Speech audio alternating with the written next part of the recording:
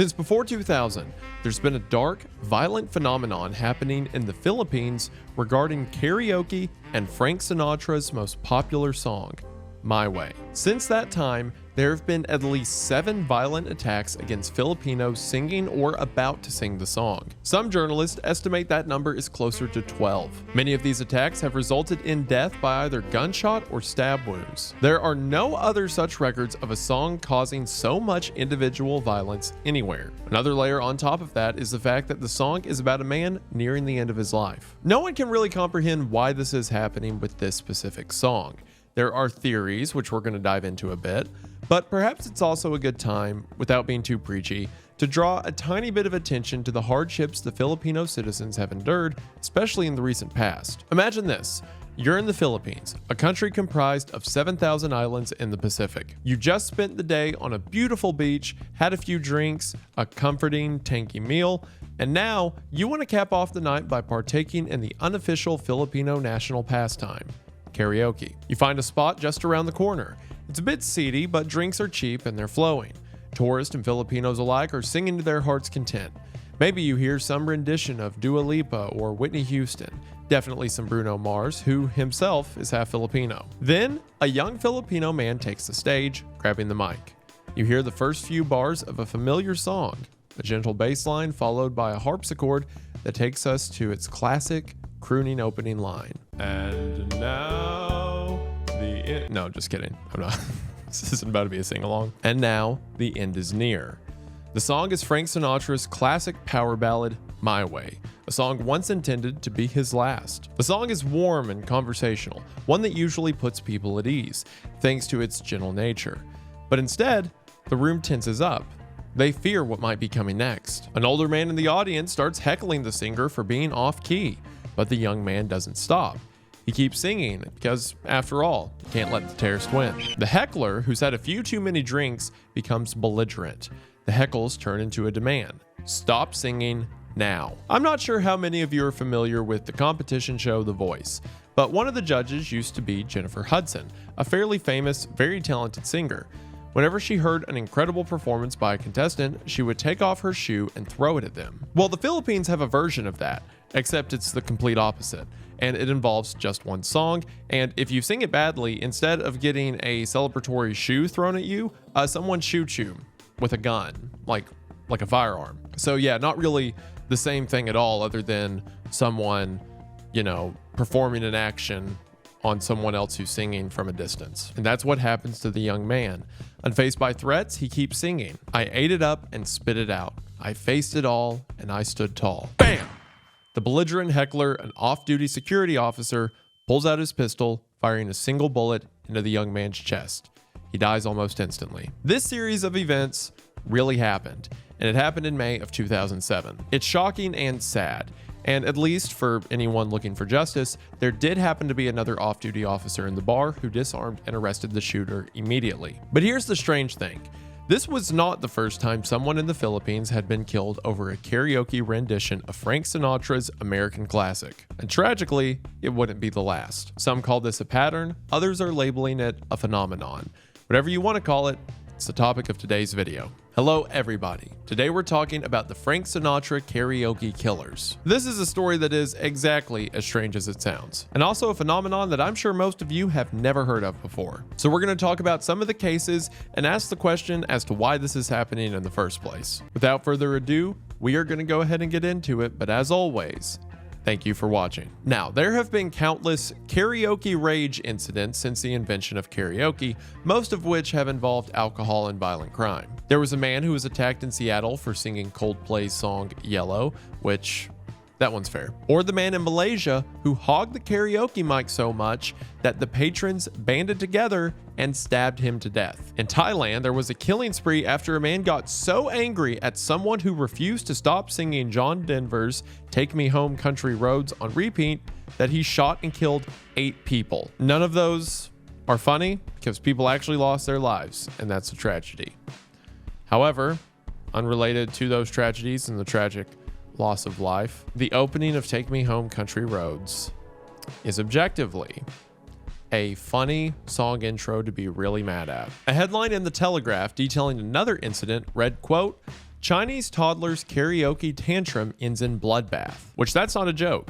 Two of the kid's uncles got mad at the kid's father after the 4-year-old wouldn't stop singing. When the uncles turned aggressive, another man ran to the kitchen and returned with a meat cleaver and hacked the uncles to death. And then of course you've got actor Ezra Miller, who was arrested for disorderly conduct in Hawaii for harassing people who were singing karaoke at a karaoke bar. In the Philippines though, such incidents have frequently shared one common denominator. Ironically, My Way, a song that postures itself as a proud farewell to life, does something to incite deathly violence in Filipino people. I mean, as opposed to other ethnicities or regions of people. I don't think all Filipinos react to the song My Way like it's some kind of CIA sleeper activation code. I don't think, at least.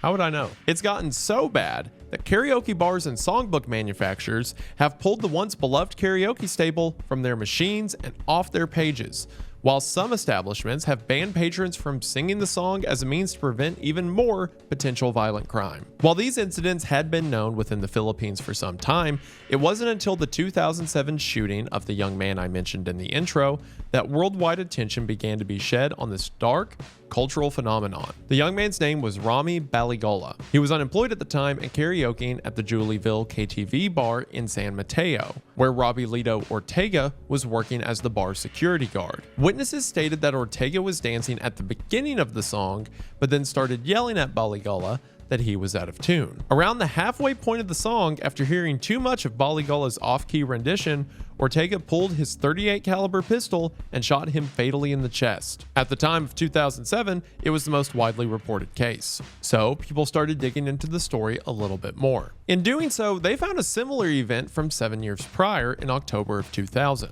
In a suburb of the capital city of Manila at King's Videoke Bar. Just after midnight, 46-year-old Hermihilda Callejo was singing his version of the song to an audience of 6 people. One of these 6 people either hated it or hated him, stood up, and stabbed Callejo multiple times. He was rushed to the hospital where he was pronounced dead on arrival. An article in the Philippine Star about Callejo's death began with the words, quote, "Another man fell victim to the song My Way." But again, this was in 2000, and there are no homicide reports or articles available before this one that references My Way. But clearly, this was already a pattern. In February of 2001, the same newspaper wrote that 27-year-old Ronnie Aragon was shot dead by his, quote, "compadre in Manila for singing My Way off-key." Witnesses say that each of the men had, quote, "at least 5 bottles of beer and had a heated argument over possession of the microphone when the song My Way was played." Apparently, the suspect tried to grab the mic to stop what he felt was a horrendous performance, then wanted to sing the song himself in an effort to show the tone-deaf singer how it should be done.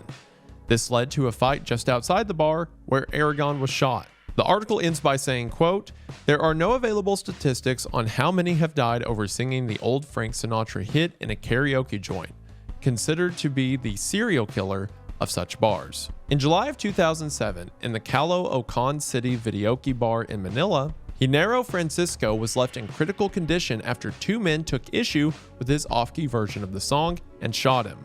In December of 2010, during a Christmas party, a village official was singing the song when men on a motorcycle drove by and fired at him and his aide. The aide fortunately survived, but the official did not. In August of 2014, a few drinking buddies were out singing karaoke when one of them was about to sing the Sinatra classic.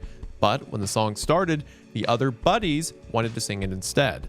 This resulted in an argument which lasted until they returned to their friend's home, where one was stabbed in the arm. The other was stabbed to death. The most recent reported incident was at a birthday party in 2018 in Dipolog City. 61-year-old Jose Bashmian Jr. was about to sing My Way when his 28-year-old neighbor snatched the microphone away. It led to a fist fight between the 2 men. A few partygoers were able to pull them apart, but only briefly. The younger man stabbed Jose repeatedly and fatally before he was pulled off. A user on Reddit who goes by the name ixnay101892 commented on a post about these killings, saying, quote, "This is the best song I sing when doing karaoke, to the point where everyone claps, some cry. Now I want to go to the Philippines and perform to see if I survive." It's unclear if Ixnay is a victim of the My Way killings, but that post was written 9 years ago and he hasn't posted in 8. So, we can only assume. So what's the reason behind the My Way killings, right? Is it the name of the song? Maybe My Way is some sort of trigger phrase embedded into people's minds by the CIA as a sort of assassin training program. I'm not letting the CIA angle go. I mean, they went to the Philippines and pretended to be vampires, right? Maybe Frank Sinatra helped them leave behind a few, sleeper agents or something. My point is, there's no way to know it wasn't them. Some of the more superstitious theories suggest the song could be cursed. Meanwhile, researchers think that the killings may be more about societal factors rather than supernatural or any conspiracy, or as I like to call them, killjoys. These could be copycat crimes, where headlines regarding the killings have inspired others to do the same.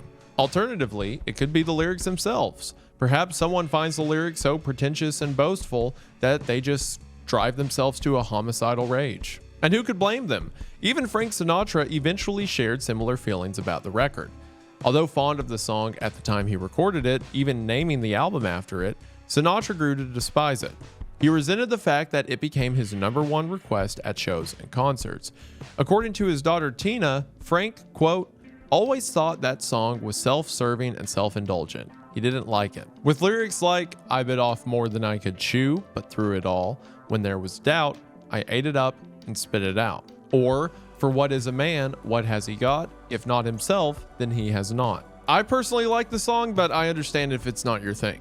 And with lyrics that go on for nearly 5 minutes, I'm sure for people that don't enjoy the song, it feels way longer, which would be especially infuriating for anyone singing or watching someone sing karaoke. And according to various karaoke forums, the average appropriate length for a song is about 4 minutes. No one wants to hear you sing The Wreck of the Edmund Fitzgerald, even if it's a good song.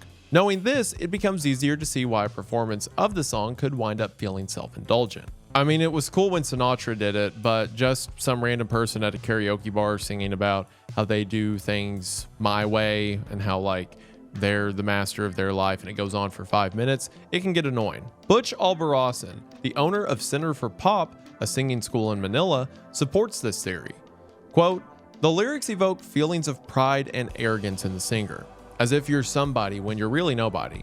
It covers up your failures. That's why it leads to fights. The Guardian agrees, calling the song a, quote, triumphalist anthem, as well as a, quote, cultural trigger. Triumphalist? That just means someone who wins, or someone who likes winning. Okay, it's specifically someone who's annoying about it, who boasts and talks about it too much. All right.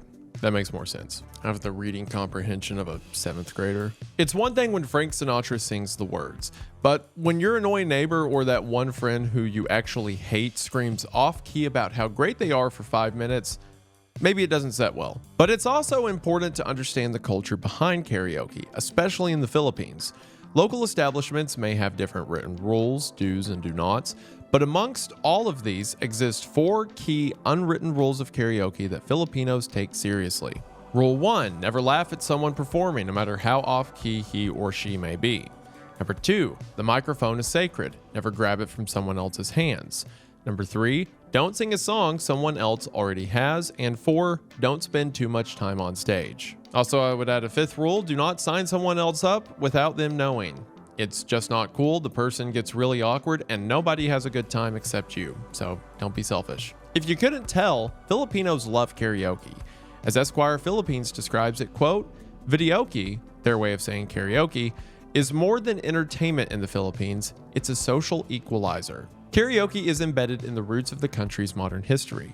The first karaoke machine was built in 1971 by a Japanese musician named Daisuke Inoue. But Filipino inventor Roberto del Rosario actually holds the patent, developing the karaoke sing-along system in 1975. From there, it became the focal point of every local gathering, pig roast, birthday party, and funeral. One trip to the Philippines serves as a testament to this. Karaoke spots are as commonplace as Starbucks are in America.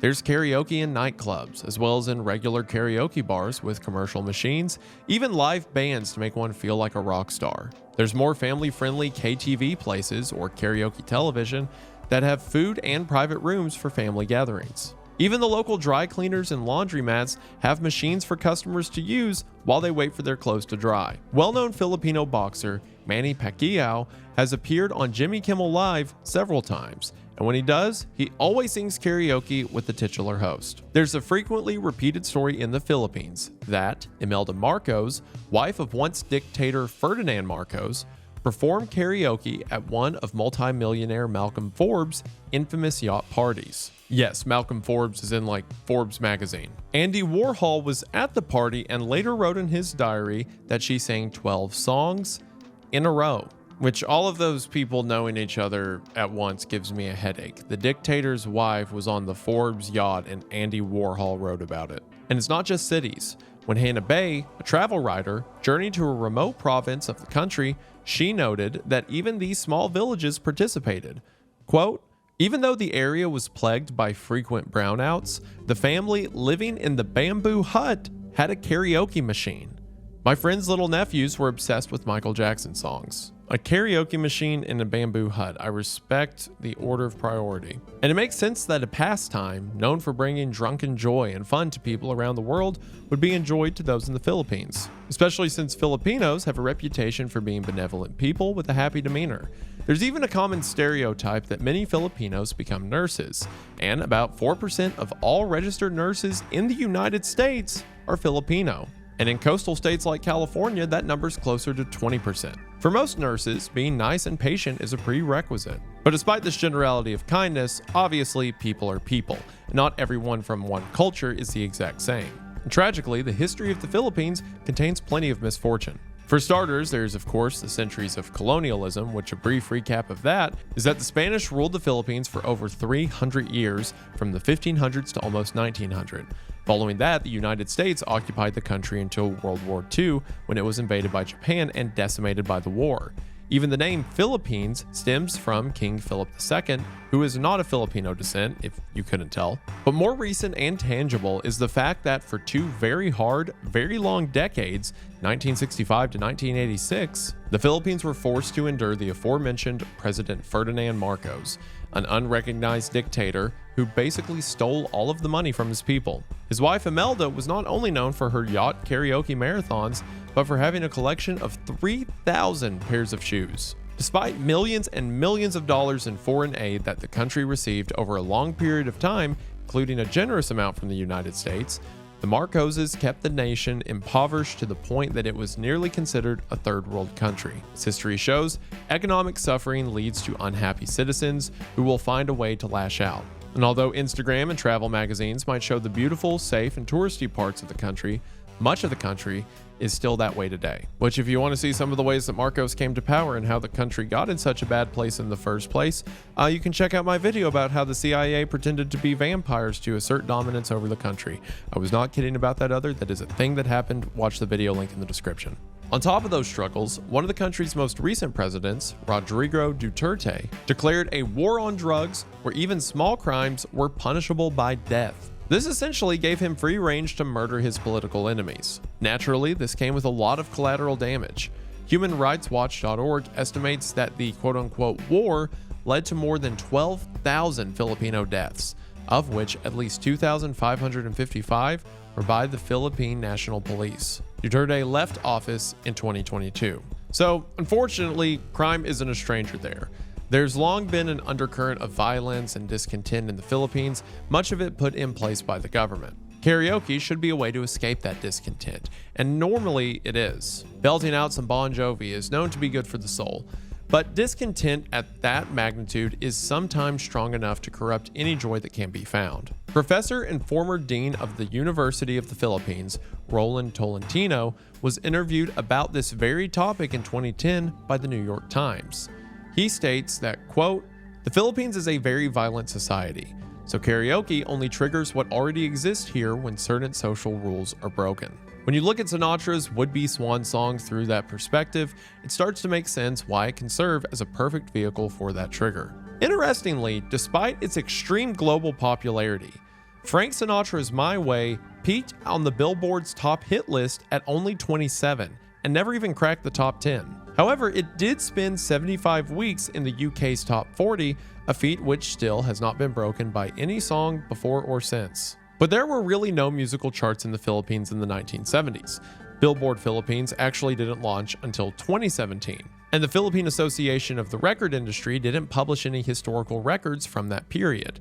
So word of mouth is the only way to gauge My Way's popularity there. However, Billboard Philippines did compile a list of some of the most popular karaoke songs in the country, which included the likes of Whitney Houston and Aerosmith and, of course, Beyonce. Notably absent, however, is Frank Sinatra.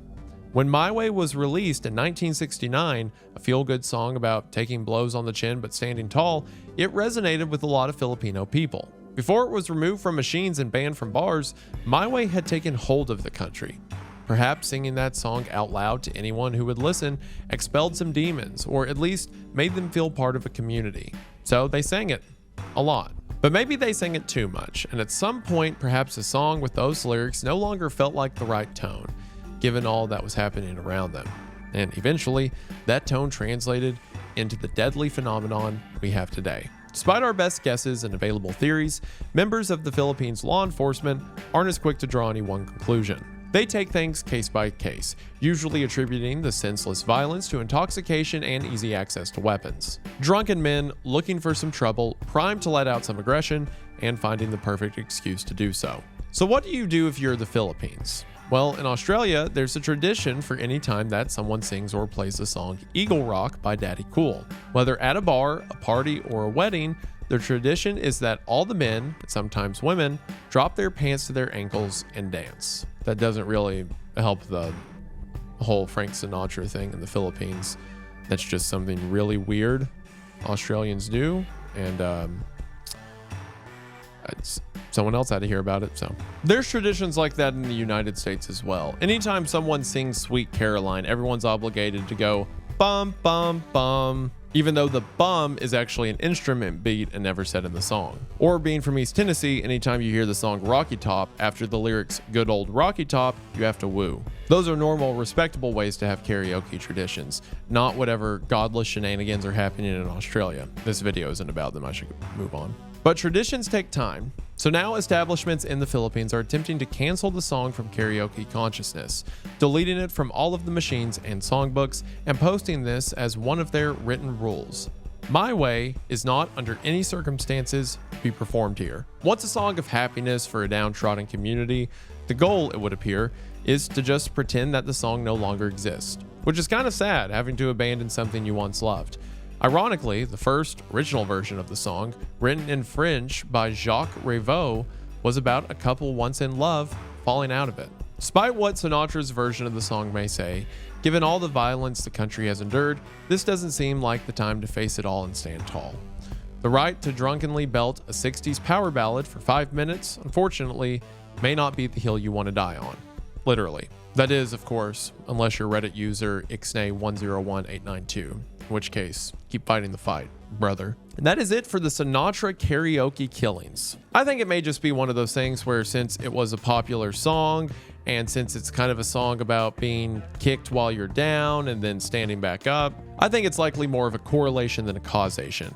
People who had fallen on hard times and were in high crime areas would sing it to feel better, but they were also in public in high crime areas during hard times. Regardless, it's interesting that it's as widely known as it is and even led to multiple bars just banning the song. So since I found it cool, I wanted to share it with you, and hopefully you think it's cool as well, and we just want to say thank you for watching. We really appreciate the support over here. It's so cool to put a team together to make videos at a quicker rate than what I was doing over on the main channel, and to see you guys show up in droves, it really does mean the world. To profess how supportive you guys have been, there's apparently been an issue with YouTube recently, either because YouTube's like getting rid of botted views or messing with like ad blockers on PCs. I can't get a straight answer from anyone who works there, but there's some issue that views are down across the platform, and I didn't realize it for a while because even though my Wendigoon views were down a little bit, I would look at Wendigang and the views were doing just fine, so I thought it was just the main channel dipping in views a bit.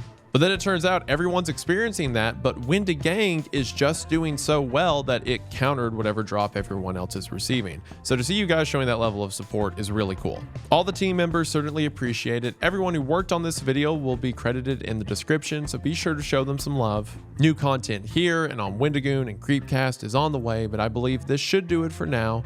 But before you go, we just want to say thank you for watching. We hope that you enjoyed, and we'll see you in the next one. Bye. I did it my way. Okay.